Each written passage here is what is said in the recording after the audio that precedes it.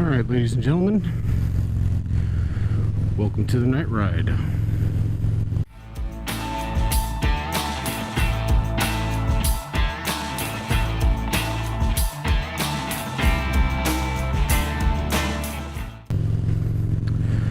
Just got off work. Today is my Friday, and it's the start of freaking daylight savings time crap, which means absolutely nothing to a majority of people in the state of Arizona. It means a bunch to me though, because since everybody else has to change their stupid clocks, I have to change my shift. So our shifts go an hour later. So if you started at 8 a.m., you now start at 9 a.m. And it just kind of messes a few things up. Because nothing else in this state changes except for the airport. All because of the international flights and stuff going back east, and just kind of a pain in the butt. It's whatever. First world problems, right? So, I'm hoping the video turns out okay on this ride. I haven't used the GoPro at night yet, so hopefully you guys can see enough. It is Sunday, so there probably won't be too many diptards out on the road, but there's generally a few. It makes the ride that much more fun. Like, watch, this guy's probably going to cut in front of me. Yep, last minute gonna cut in front of me. Asshole. God forbid you wait behind me for 2 seconds. So, I'm gonna go on a slight rant. Just a little rant here. People in Arizona cannot fucking drive. I don't know what it is out here. I've driven in 4 or 5 other states, and I've never had as many problems as I do here. A blinker? What's a blinker? Nobody knows what the fuck a blinker is out here. It's very rarely you see somebody actually use it. It's a foreign concept to half the people out here. Oh, you mean I have to get off at this exit and I'm in the far left lane? Oh, let me merge over 6 lanes in the last 100 yards and cut everybody off doing 75. Yeah, that makes a lot of sense. And then you get the snowbirds. So it's November now, and I've already seen a few, but snowbird season is upon us. And if you don't know what a snowbird is, you might be one. A snowbird is somebody who comes down to Arizona, Texas, California, some of these southwestern states, and spends the winter here. They escape the snow, and a lot of them are old farts. They say, oh yes, we've got our winter home out in Scottsdale. It's so lovely out there in the winter months. No, it's all fun and dandy. I don't care. You want to come to this state, you know, whatever. Learn how to drive here, okay?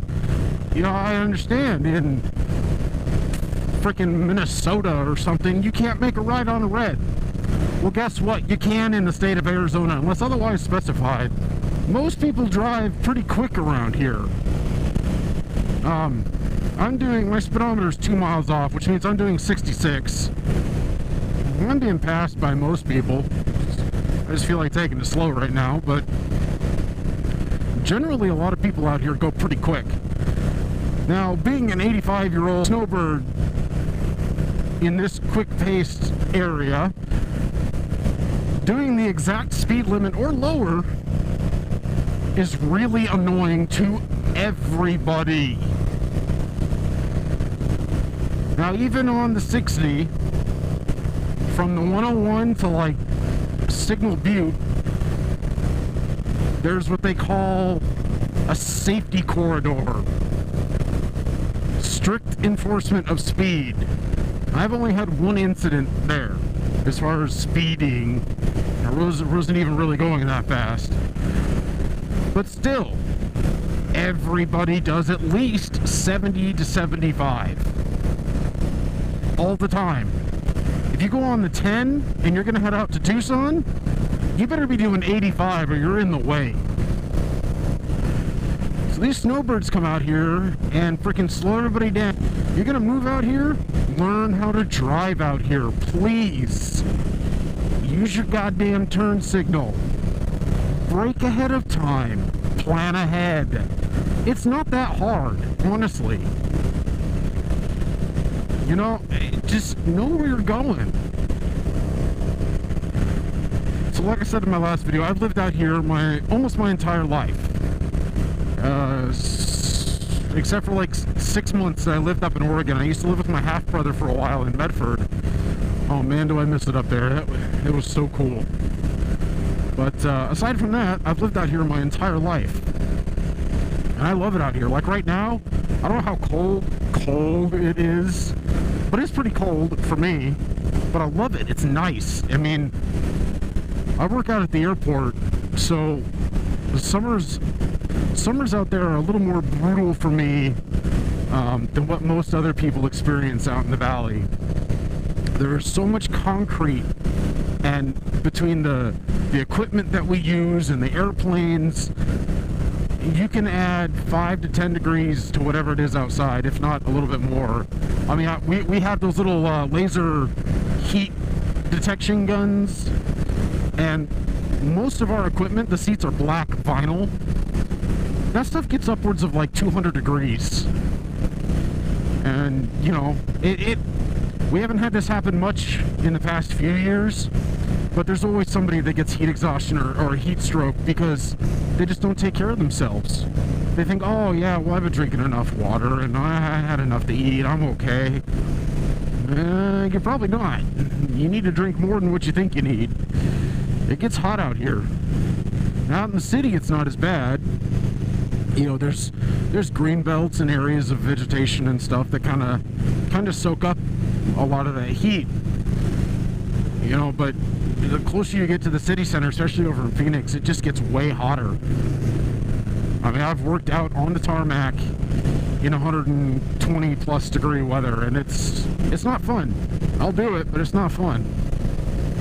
So weather like this, even if it's chilly to native Arizonans, you know, when it drops down into the 60s, I love it. It's so nice. It's such a great change. I wish it had been this cool on Halloween, though. It wasn't as cold. I have 2 kids. I have a 5-year-old and a 3-year-old. And we took them out trick-or-treating, and it wasn't as bad as last year. Last year it actually got really hot on Halloween. And my kids were sweating up a storm. It was crazy. We had to take my son and my daughter home kind of early because it was just too damn hot. But this year wasn't very bad. This summer actually wasn't too bad either. Our last summer was pretty brutal. This year we had a few days that were kind of bad, but nothing too terrible.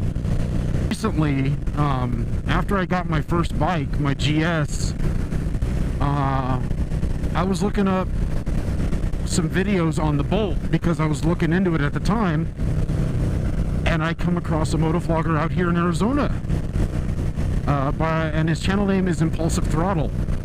Lo and behold, the dude lives like right up the street from me. It's crazy.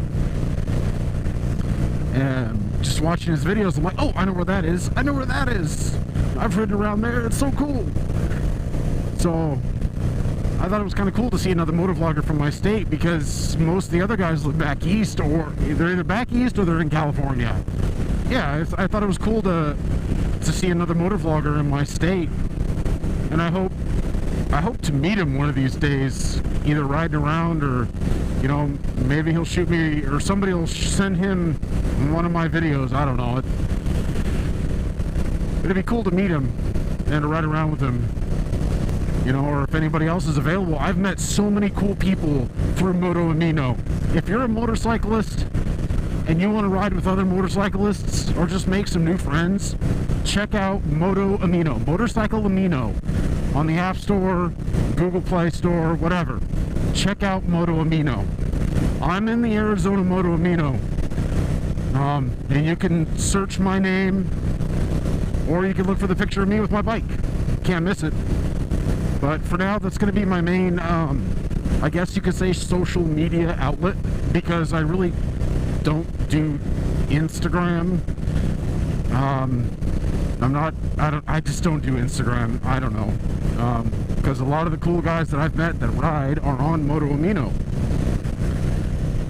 And even that was something I was kind of hesitant at first about. I wasn't sure if I really wanted to do it, or, you know, be posting pictures, and, you know, kind of iffy about meeting new people. But I'm really, really glad that I did it. Even on the Facebook page that I'm on, which is a whole nother mess. If anybody's on Sport Bikes and Chill on Facebook, I'm on there too with my brother. And I've met some cool people through there. A lot of people are just, they're your stereotypical sport bike riders, it seems. But the cool thing about that page is if something happens around here in the valley, you know about it right away. You know, if anybody, there's so many people on it that if something happens, somebody's pretty close by to see it. Like any of the wrecks that have happened out here with motorcyclists, it's on Facebook within a matter of minutes, if not, you know, an hour at the latest. And, you know, they're, hey, check your people. There's, for example, you know, there's a black sports bike down on 53rd and Camelback, you know, or something like that.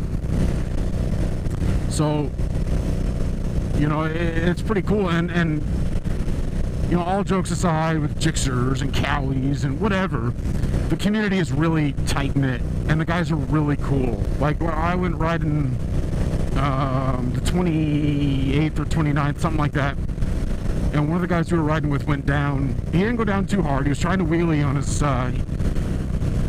he had it was an early 2000s R6. Something was wrong with either the gearing or his clutch was slipping or something. Once he ended up getting it up, it just kept going back, and he looped it. And the bike slid so far that it ground down on the stator case. I think it was the stator. And just a tiny enough of a pinhole to start pissing out oil. And they knew somebody on the Sport Bikes and Chill page, and they were able to come and help. They, you know, she had a truck, she had a ramp, you know, and she helped him get home. It was really cool, you know. It was really cool to see something like that. To be in this kind of community, it is a whole different experience than anything else. Like, my favorite car is a Camaro, and I'm part of a couple Camaro groups on Facebook, and like, it was a cool community. You know, we shared a passion for these vehicles, but it was nothing like what these motorcycle groups are, or just riding with people. It is completely different, and it's awesome. I am so glad to be a part of it. I'm very thankful to be a part of it. See, no turn signal. Well, I mean, what the hell? I hope you guys have enjoyed it. Well, I appreciate you sticking around and listening to me rant. Hopefully I'll be able to put out a few good videos and good content. For now, it's just kind of vlogs. This is a way for me to vent and talk, and honestly, it makes my ride home a lot quicker. But if you guys wouldn't mind, you know, hitting the like or subscribe button. I want to see what I can do with this channel. I want to see how big I can get it. You know, this is something I really want to do, and I really want to try to make good. And at the moment, I'm running on the bare minimums to make it run. You know, I'm not really deep into this or anything. It's something I really want to do and see what I can do with it. And it'll be with the help of people on YouTube that makes that possible. So, you know, I appreciate you guys for watching, and I'll see you on the next one.